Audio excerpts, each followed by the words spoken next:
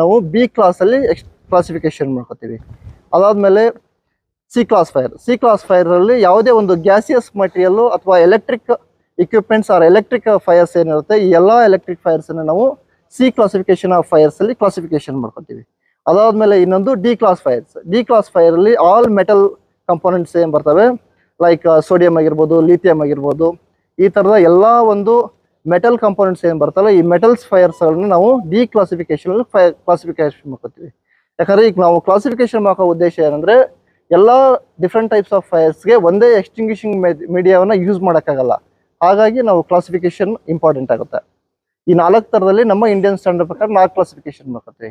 ಇದಾದ್ಮೇಲೆ ಒಂದು ಫೈರ್ನ ಆರಿಸ್ಬೇಕಾದ್ರೆ ನಮಗೆ ಮುಖ್ಯವಾಗಿ ಕ್ಲಾಸಿಫಿಕೇಶನ್ ಗೊತ್ತಿರಬೇಕು. ಈ ಕ್ಲಾಸಿಫಿಕೇಶನ್ ಗೊತ್ತಿದ್ರೆ ಮಾತ್ರ ಫೈರ್ನ ಫಟ್ ಆಫ್ ಮಾಡ್ಬೋದು.